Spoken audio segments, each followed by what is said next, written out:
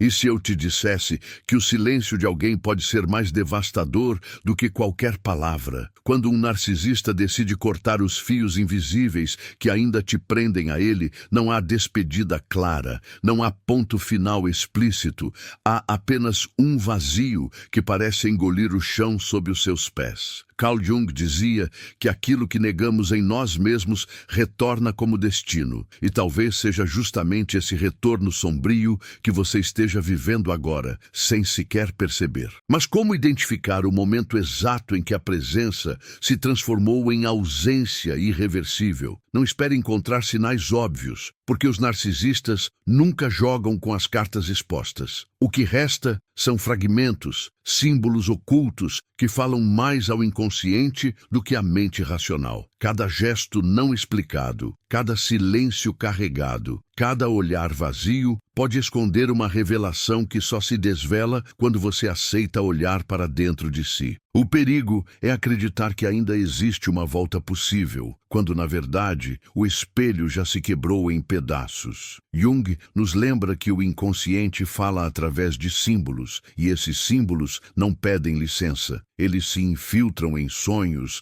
em lembranças repentinas, em sensações inexplicáveis. Você pode sentir que algo foi arrancado de você, mas não consegue nomear o que foi. É nesse espaço entre o que falta e o que nunca mais volta que o jogo do narcisista revela sua verdadeira vitória. A mente tenta resistir, criando explicações, alimentando esperanças, desenhando cenários onde tudo ainda pode ser restaurado. Mas há marcas sutis, quase imperceptíveis, que denunciam que a narrativa já chegou ao seu desfecho. O mais cruel é que esses sinais não se apresentam como uma resposta. Eles surgem como enigmas, deixando em você a sensação de estar decifrando um código proibido. E cada símbolo lido abre espaço para mais perguntas, nunca para certezas. E talvez seja exatamente isso que o inconsciente quer de você, que mergulhe fundo no labirinto, que encare não o narcisista, mas a sua própria sombra refletida nesse abandono. Porque no fim, não se trata apenas de alguém que se foi. Trata-se do que desperta em você quando o outro te deixa à deriva. O que resta quando a máscara cai. O que emerge quando a ausência se torna definitiva. As respostas existem, mas não estão aqui na superfície. Estão esperando por você e você só vai encontrá-las se permanecer até o último instante. Há momentos em que o silêncio pesa mais do que qualquer grito, como se a ausência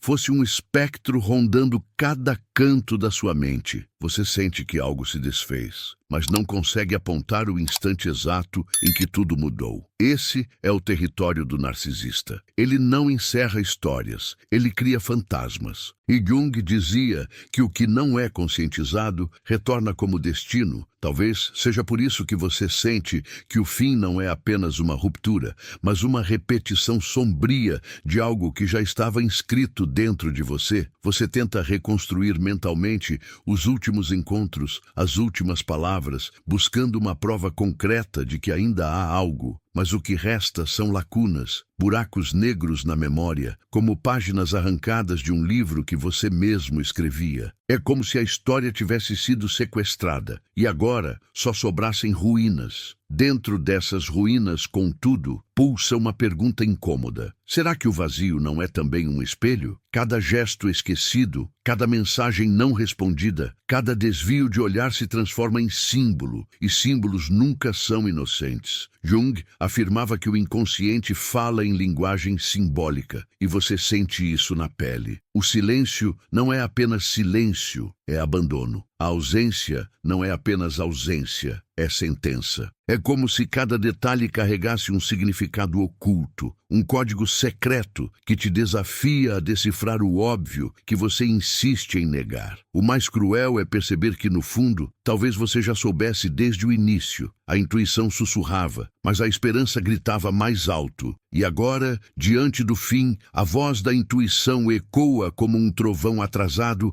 revelando o que você não quis enxergar. É nesse choque entre o que você sabia e o que você se recusava a aceitar que nasce a ferida. A ferida não é só pela perda do outro, é pelo confronto com a própria cegueira. Você tenta se convencer de que ainda existe uma volta, que ainda há chance de reconciliação. Mas algo dentro de você já sabe. Quando um narcisista vira a página, ele não olha para trás. O que fica é a sombra dele pairando sobre você.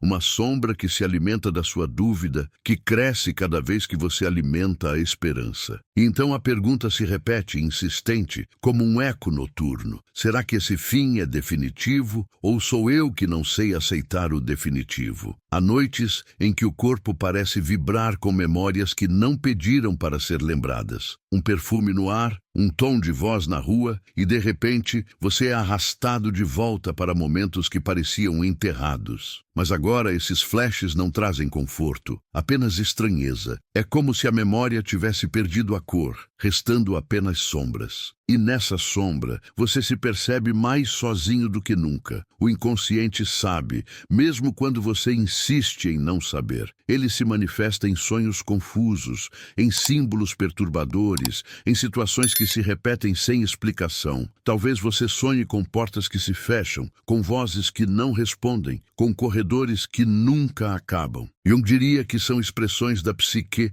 tentando mostrar aquilo que a mente consciente insiste em ignorar. O término já aconteceu, mesmo que você não tenha autorizado. E ainda assim, há um fio tênue que te prende, uma sensação de que talvez ele ainda observe de longe, de que ainda exista algum tipo de controle invisível. Isso é o que torna o fim narcisista tão devastador. Não se trata apenas da perda de alguém, mas da perda da sua própria clareza. Você não sabe se foi abandonado ou se continua sendo manipulado pela distância. O jogo não acaba com a ausência. Ele se transforma em uma presença fantasmagórica. É nesse ponto que o coração e a mente travam uma batalha. O coração clama por respostas, por um sinal de que ainda existe algo. A mente, por sua vez, já sabe, mas prefere se perder em narrativas reconfortantes do que encarar a verdade crua. Esse conflito interno é a prisão mais dolorosa, porque você não sabe se luta para recuperar o outro ou para recuperar a si mesmo. E no fundo, talvez essa seja a verdadeira lição. O que você perdeu não é apenas um relacionamento, mas uma parte de você que se deixou apagar. Então surge a dúvida que se infiltra como veneno. Será que o abandono não foi apenas dele,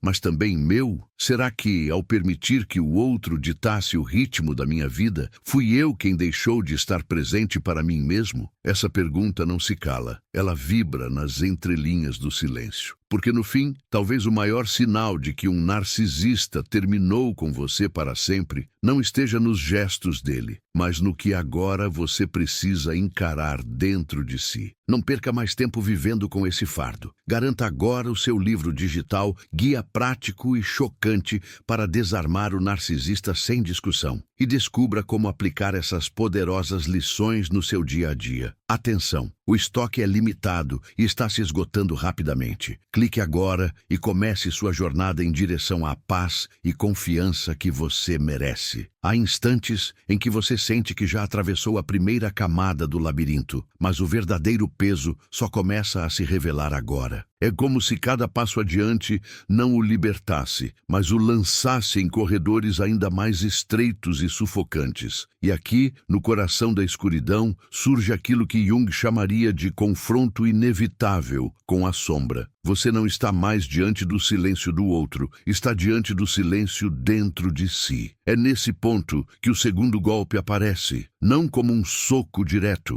mas como uma ausência que corrói de dentro para fora. O segundo golpe não é o afastamento físico, não é a falta de mensagens, nem mesmo a ausência do olhar. O segundo golpe é muito mais insidioso. É perceber que mesmo sozinho, você continua vivendo como se o outro ainda estivesse controlando sua narrativa. Cada decisão, cada pensamento, cada tentativa de seguir em frente parece atravessada pela sombra dele. você descobre, com um frio na espinha, que o narcisista já não precisa mais estar presente para continuar governando sua psique. Isso é devastador, porque o primeiro golpe, aquele da partida, da ausência, do corte abrupto, ainda poderia ser compreendido como um fim. Mas o segundo golpe te obriga a encarar que não houve fim algum. O corpo dele pode ter ido, mas a presença continua viva dentro de você, não como memória doce, mas como ferida aberta. Você carrega o fantasma do narcisista como quem carrega um peso invisível, e cada gesto cotidiano revela o quanto ele ainda habita sua mente. É como acordar todos os dias em uma casa vazia, mas sentir que há alguém caminhando nos corredores. Você sabe que está só, mas a sensação de ser observado não desaparece. Jung dizia que tudo o que não aceitamos em nós se projeta no outro. E talvez o segundo golpe seja justamente essa projeção.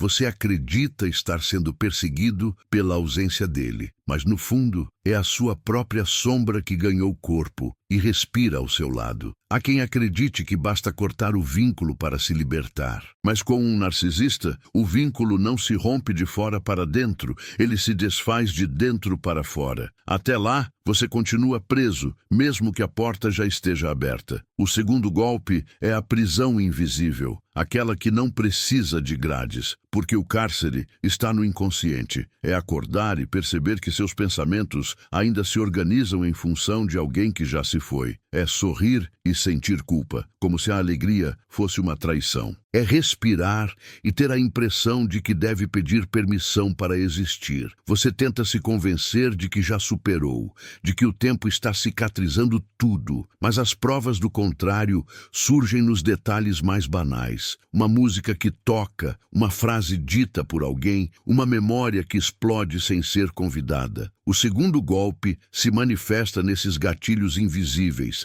lembrando que você ainda é refém de algo que já deveria ter acabado. E cada vez que isso acontece, você percebe, o narcisista não precisa mais de você, mas você, de algum modo, ainda precisa dele, e essa dependência é o veneno mais cruel. E então, a mente cria defesas. Você diz a si mesmo que não importa, que já não dói, que já não pensa mais. Mas Jung advertia, tudo aquilo que não é integrado volta como sintoma, e os sintomas aparecem inevitáveis. Insônia que te rouba as madrugadas, ansiedade que aperta o peito sem motivo, um cansaço constante, como se viver fosse carregar sacos de areia invisíveis. O segundo golpe é justamente isso, a revelação de que a batalha agora não é contra ele, mas contra você mesmo. É nesse momento que surge a dúvida que perfura a alma. Será que algum dia vou me libertar? Ou será que este fantasma me acompanhará para sempre? A pergunta se repete em eco, criando fissuras no seu chão interno. Você tenta ignorar, tenta acelerar o passo, mas cada silêncio do narcisista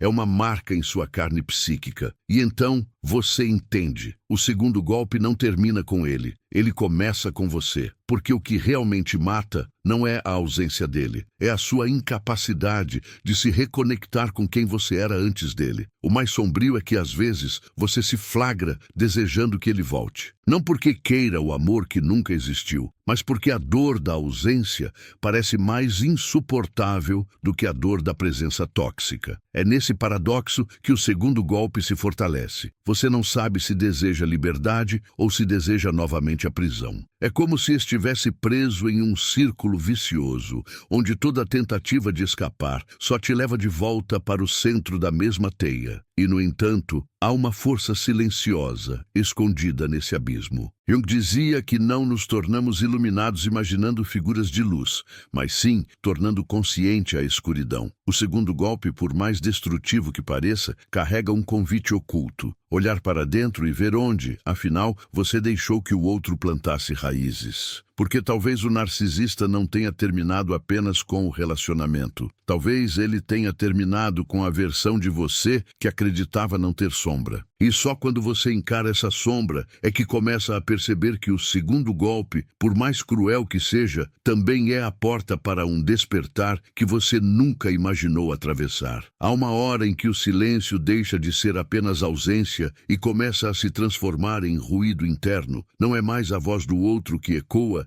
mas a sua própria, distorcida, repetindo perguntas sem resposta. É nesse território que surge aquilo que se pode chamar de o terceiro golpe. Diferente dos anteriores, ele não chega com sinais externos, mas como uma corrosão íntima, uma infiltração que mina suas próprias certezas. Você olha no espelho e não reconhece o reflexo, não porque o seu rosto mudou, mas porque sua identidade foi arranhada até o ponto de parecer estranha.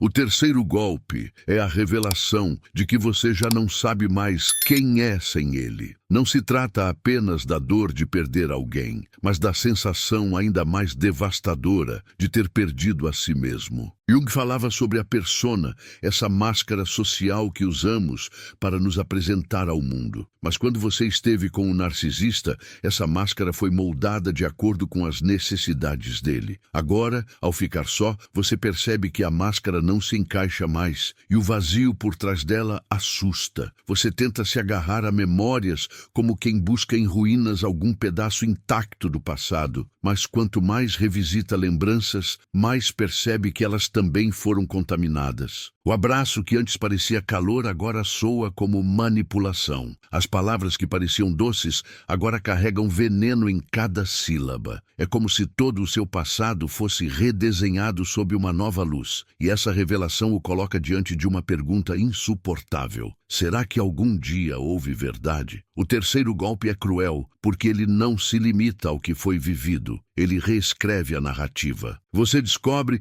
que talvez tenha amado uma ilusão, que os momentos de carinho eram apenas estratégias de controle, que a entrega que você acreditava mútua nunca passou de unilateral. E essa percepção não apenas dói, ela corrói. Corrói porque destrói não só a imagem do outro, mas também a imagem que você construiu de si. Alguém que acreditou, que confiou, que se entregou sem ver as fissuras do teatro. E então o corpo começa a reagir. Você sente que há uma energia estranha dentro de si, como se estivesse habitado por um estranho. Às vezes é raiva, outras vezes é apatia, outras ainda é um medo sem nome. Jung dizia que quando negamos a sombra, ela se vinga em forma de sintomas. E talvez o terceiro golpe seja justamente esse: perceber que o narcisista não deixou apenas cicatrizes emocionais, mas abriu portais para conteúdos reprimidos do seu inconsciente, agora liberados sem controle. Você acorda com palpitações,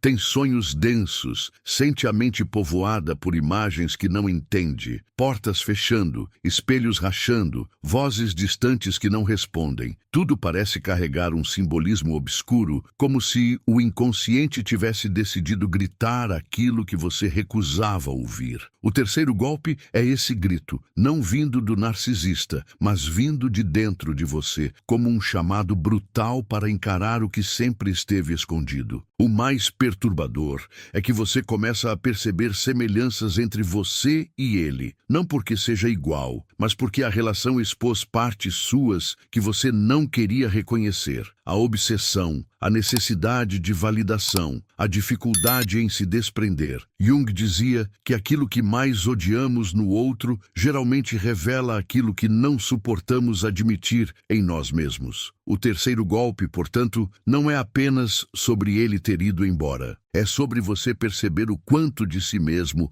foi revelado nesse espelho distorcido. E é aqui que o abismo se abre. Você não sabe se odeia ou se agradece, se deseja vingança ou se deseja libertação. Esse paradoxo interno o coloca em um estado de suspensão, onde nenhuma resposta parece satisfatória. E, no entanto, dentro dessa suspensão há uma fagulha silenciosa. Talvez a verdadeira luta nunca tenha sido com o narcisista, mas com aquilo que ele fez você ver de si mesmo. O terceiro golpe é devastador porque não tem cura externa. Nenhuma mensagem de despedida, nenhuma reconciliação, nenhum pedido de perdão seria suficiente. Ele só pode ser enfrentado de dentro para fora. É quando você percebe que a batalha agora não é para recuperar o que se perdeu, mas para resgatar quem você é, além das máscaras que o narcisista forçou em você. Esse é o golpe mais sombrio, não perder o outro, mas perder-se a si mesmo. E nesse ponto, uma pergunta se infiltra como veneno e remédio ao mesmo tempo. Se o que restou foi apenas ruína, será que não é nessa ruína que finalmente nasce a chance de reconstrução? O terceiro golpe fere, mutila e despedaça, mas também abre espaço. Porque, como dizia Jung, não há despertar sem dor. E talvez seja nessa dor que se esconda o chamado mais profundo da sua vida, o chamado para deixar de ser espectador do abandono e se tornar criador do seu próprio renascimento. Há uma linha invisível que separa o sofrimento da rendição, e talvez você já tenha atravessado essa fronteira sem perceber. Até aqui, os golpes anteriores vieram como cortes profundos, alguns visíveis, outros sutis. Mas o quarto golpe é diferente. Ele não chega como impacto, não grita, não explode. Ele se instala como névoa, como um veneno silencioso que se infiltra sem pressa, dissolvendo suas forças e roubando lentamente a sua essência. O quarto golpe é a constatação de que você se acostumou com o vazio, como se o vazio fosse agora a sua nova forma de existir. E é isso que o torna tão devastador. Enquanto os primeiros golpes eram reconhecíveis, a ausência, o fantasma, a perda de identidade, o quarto golpe é traiçoeiro justamente porque não parece um golpe. Ele se disfarça de rotina, de normalidade, de indiferença. Você acorda, respira, cumpre suas tarefas e aparentemente está tudo bem. Mas no fundo, uma parte sua já desistiu. É como se tivesse apagado a chama que antes lutava contra a escuridão, aceitando o frio como condição permanente. Jung dizia que quando a sombra é ignorada, ela não desaparece. Ela governa em silêncio. E aqui, nesse quarto golpe, a sombra do narcisista já não precisa mais agir, porque foi incorporada por você. O que antes vinha de fora agora pulsa de dentro. Você começa a repetir frases que ouviu dele, começa a se olhar com os olhos que ele usava para diminuir você. O julgamento que um dia vinha de fora, agora é autoimposto. E essa é a vitória mais perversa do narcisista. Ele não precisa mais estar presente, porque você continua fazendo o trabalho por ele. É nesse ponto que a autocobrança se intensifica. Você se critica por não ter sido suficiente, se culpa por não ter percebido antes, se atormenta pensando nas escolhas que fez. Cada reflexão se transforma em punição e cada memória em martírio. O quarto golpe é justamente esse tribunal interno, onde você é ao mesmo tempo réu, acusador e juiz. E a sentença é sempre a mesma: culpa. Uma culpa difusa, que não se apoia em fatos, mas que pesa como se fosse incontestável. O corpo sente essa condenação invisível, o peso nos ombros, a falta de energia, o olhar que perde o brilho. As pessoas ao redor até podem perceber algo estranho, mas dificilmente entendem. Como explicar que o que te destrói não é a ausência dele, mas o hábito de se enxergar através da crueldade que ele deixou como legado? O quarto golpe não é apenas psicológico, ele é físico. Ele se infiltra em cada respiração, em cada batida cardíaca, em cada noite mal dormida. E mesmo assim, há momentos de aparente alívio, um sorriso ocasional, um instante de distração, uma conversa que parece quebrar o feitiço. Mas logo vem a recaída, o retorno ao labirinto. É como se a vida se permitisse dar pequenas doses de oxigênio, apenas para que a sufocação seguinte seja ainda mais dolorosa. Esse ciclo de alívio e recaída é o combustível do quarto golpe. Ele não mata de uma vez. Ele mantém você vivo o suficiente para continuar sentindo. A mente desesperada busca explicações. Você lê, pesquisa, conversa, tenta racionalizar, mas nenhuma resposta é suficiente, porque no fundo a pergunta não é sobre ele, é sobre você. Quem você é agora, depois de ter sido moldado por esse vínculo? O quarto golpe é a revelação de que talvez você não saiba mais responder, e a ausência dessa resposta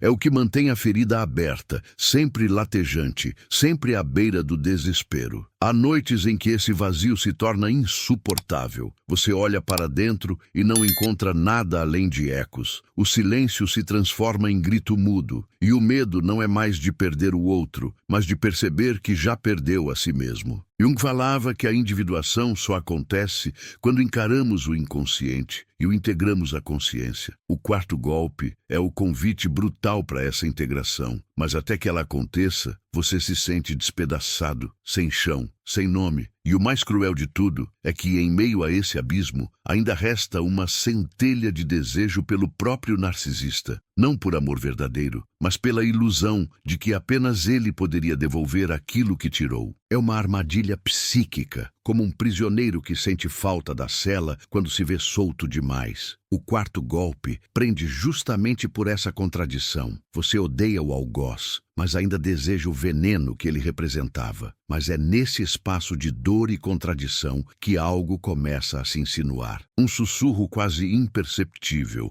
como se viesse do fundo da sua própria alma. E se essa destruição for também um chamado? Jung dizia que não nos tornamos conscientes buscando a felicidade, mas enfrentando o sofrimento. Talvez o quarto golpe, por mais sufocante que seja, não seja apenas uma sentença, talvez seja também uma passagem. O que você fará com esse vazio? Continuará vivendo como se o veneno fosse identidade ou ousará descobrir o que existe além da sombra? Essa é a pergunta que permanece suspensa no ar, à espera de uma resposta que só pode nascer de dentro. Há dores que parecem vir de fora e há outras que brotam como terremotos silenciosos de dentro. Mas existe uma dor ainda mais estranha, a que mistura as duas dimensões. Ela não pertence mais ao outro, mas também não parece totalmente sua. É nessa zona confusa que se manifesta o quinto golpe, o mais sombrio de todos. Ele não chega com alarde, nem com ruído, mas com a brutalidade silenciosa de uma revelação impossível de ser negada. O quinto golpe é perceber que, apesar de todos os sinais, apesar das ruínas, apesar da ausência, você ainda carrega o narcisista dentro de si, como se fosse parte inseparável da sua identidade. Esse é o ponto mais cruel, porque até aqui a luta era contra a memória, contra os gestos, contra as marcas externas. Mas o quinto golpe mostra que não há mais fronteira entre você e ele. O que antes era uma presença invasiva, agora é uma tatuagem invisível na sua psique. Você acorda e percebe que já não é apenas sobre ele ter terminado com você, é sobre você ter sido forjado na ausência dele. O golpe não é só perda, é transformação involuntária. É como se o abandono tivesse se tornado um novo órgão em seu corpo, pulsando dentro de você sem o seu consentimento. Jung dizia que nada é mais assustador do que confrontar a si mesmo. E o quinto golpe é exatamente isso. Perceber que o narcisista não deixou apenas cicatrizes, mas deixou sementes. Você sente resquícios do olhar dele em seus julgamentos sobre si mesmo. Sente a frieza dele quando se distancia dos outros sem motivo. Sente a dureza dele quando se pune em silêncio por não ser suficiente. O quinto golpe é o instante em que você entende que o relacionamento não terminou. Ele continua vivo dentro de você, através dos fragmentos que ficaram. E isso produz um medo paralisante, porque até aqui ainda havia a ilusão de que era possível voltar, reconstruir, apagar. Mas o quinto golpe mostra que não há volta, não há como desfazer o que foi impresso. Você se torna estrangeiro dentro de si, habitando um corpo que já não responde como antes, carregando emoções que não sabe se são suas ou herdadas. O abandono já não é ausência, é herança. Uma herança psíquica que se infiltra em tudo, distorcendo sua percepção do mundo e de si mesmo. E então vem a pergunta inevitável. Se o narcisista terminou com você para sempre, por que parece que ele ainda vive através de você? Essa contradição é o núcleo do quinto golpe. Não se trata mais de aceitar que acabou, mas de aceitar que nunca haverá um como antes. A vida que existia antes desse encontro morreu junto com o vínculo. E o que resta agora não é simplesmente se libertar, mas se recriar. Mas como se recriar quando o que ficou foi sombra. Esse golpe é uma espécie de morte simbólica, não uma morte do corpo, mas da versão antiga de quem você acreditava ser. E o luto que nasce daí é silencioso e brutal, porque ninguém ao redor enxerga. As pessoas falam em seguir em frente, em esquecer, em recomeçar, mas você sabe que não é tão simples. O quinto golpe é invisível para os outros,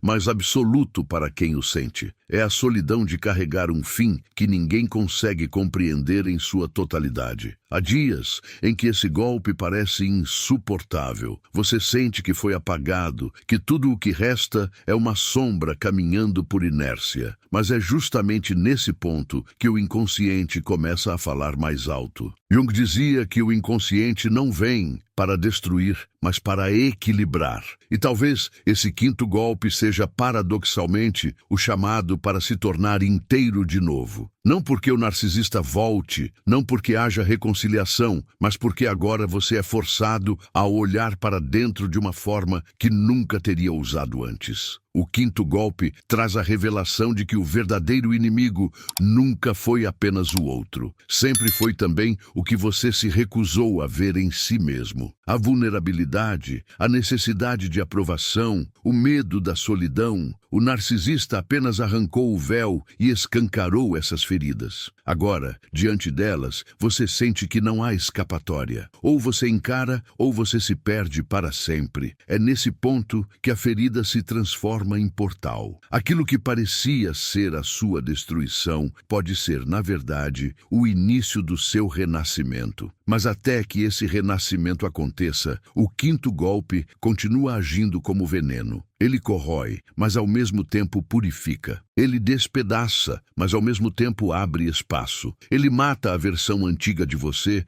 mas ao mesmo tempo obriga a nascer uma nova. Esse processo não é rápido, não é fácil, não é confortável, é denso, é doloroso, é como caminhar por dentro de um deserto que parece não ter fim. Mas cada passo nesse deserto é, na verdade, um retorno para si mesmo. Então, dentro do caos, surge a pergunta final, que não grita, mas sussurra no silêncio da alma. Será que o quinto golpe, por mais cruel que seja, não é também o ponto em que você descobre que nunca precisou do outro para existir? Talvez o abandono definitivo não seja apenas dele em relação a você, mas seu em relação às versões frágeis de si que permitiram a invasão. E se for assim, o quinto golpe não é apenas o fim. É o nascimento de algo que ainda não tem nome, mas que já pulsa dentro de você, esperando para ser reconhecido. Há um território da psique onde nem o tempo ousa entrar, um espaço suspenso em que as feridas não cicatrizam nem sangram, apenas permanecem abertas como se fossem eternas. É nesse lugar que você se encontra agora, após todos os golpes já sofridos. Mas este não é o fim, tampouco a cura. Este é o espaço do intervalo, da pausa que não oferece descanso, mas que prepara algo maior.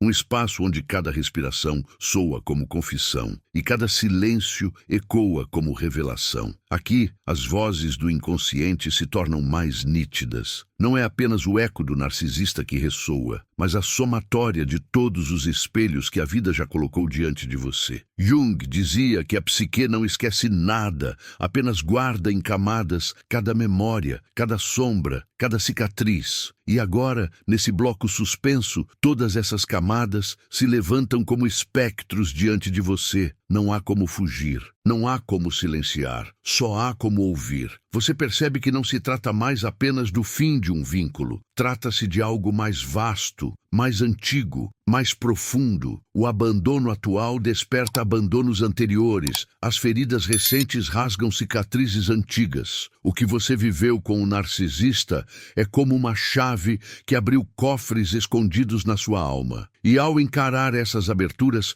você sente que o presente se mistura ao passado, que o agora se entrelaça com o que foi negado durante anos. Isso gera vertigem, porque por um instante você já não sabe se está vivendo a dor de hoje ou a dor de sempre. O rosto do narcisista se mistura com outros rostos, a sua voz se mistura com outras vozes, e você entende que o verdadeiro labirinto não era o relacionamento, era a sua própria memória. Esse é o ponto ponto em que o real e o simbólico deixam de ser separados, e você é arrastado para o centro de uma espiral onde tudo é metáfora, e cada metáfora pede a sua atenção. Mas é nesse abismo que também nasce uma estranha clareza. Porque se todos os rostos se confundem, se todas as dores se misturam, talvez o problema nunca tenha sido o outro em si, mas a parte sua que ainda não se libertou do espelho. Você percebe que o narcisista foi apenas a figura mais recente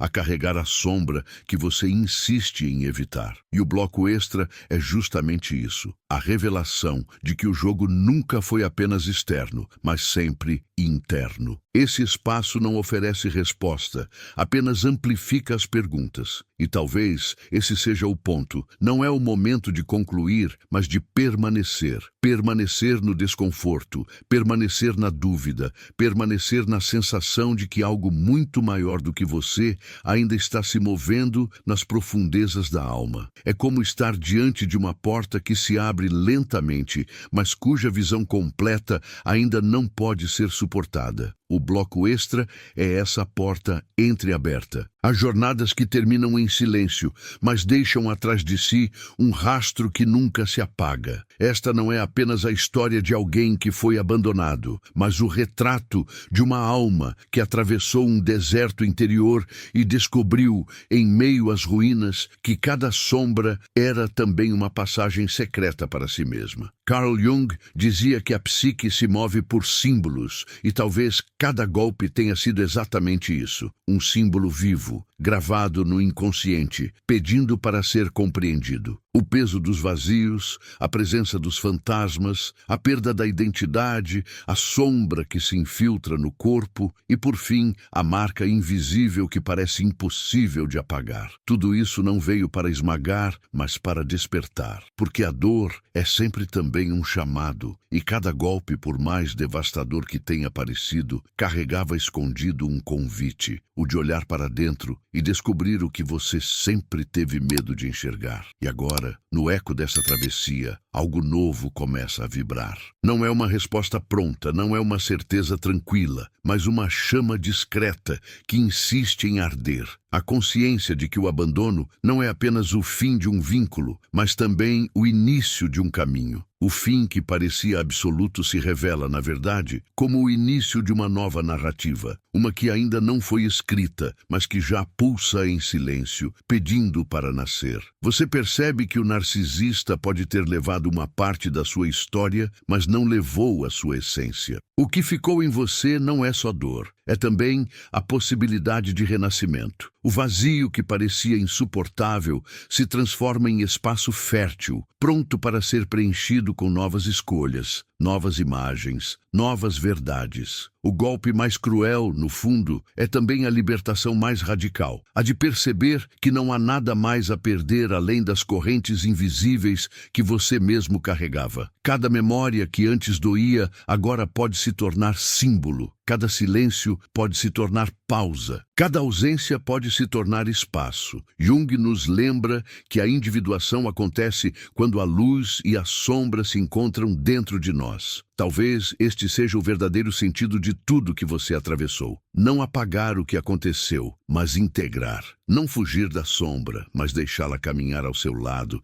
para que você, enfim, possa se tornar inteiro. E é nesse instante que a pergunta muda. Já não é mais por que ele foi embora, mas sim o que desperta em mim quando ele não está. Essa inversão é o início da cura, porque tira o poder das mãos do outro e devolve a chave ao seu próprio coração. Você não precisa mais ser refém de memórias ou de ausências. Você pode escolher ser presença, ser raiz, ser consciência. Talvez o mais importante não seja encontrar uma resposta, mas permitir que as perguntas continuem ecoando, como sinos que lembram que você ainda está vivo. Porque cada eco é também uma oportunidade de se lembrar. Você sobreviveu. E sobreviver nesse contexto já é um ato de renascimento. Não há final aqui, apenas continuidade. O que foi vivido não se apaga, mas se transforma. O que foi ferida pode se tornar cicatriz, e cicatrizes são mapas da alma. Lembretes silenciosos de que você atravessou o abismo e voltou com algo maior do que perdeu. E talvez seja isso que você leve consigo daqui. A certeza de que os golpes não foram apenas destruição, mas também portais. E que cada sombra carrega em si a semente da luz que ainda não foi revelada. Não há pressa. O processo é lento, mas inevitável. E quando menos esperar, você perceberá que não está apenas se reconstruindo, está se tornando alguém que nunca existiu antes. Então, se essas palavras tocaram algo dentro de você, permita que esse eco não morra aqui. Deixe-o se expandir. Compartilhe este espaço com quem também precisa ouvir. Comente o que vibrou em sua alma. Inscreva-se para continuar essa jornada de descobertas. Não porque é uma instrução, mas porque há um propósito maior em não caminhar sozinho. O que foi despertado em você merece ser levado adiante. Às vezes, o abandono mais cruel é apenas o convite secreto da vida para que você finalmente se encontre consigo mesmo.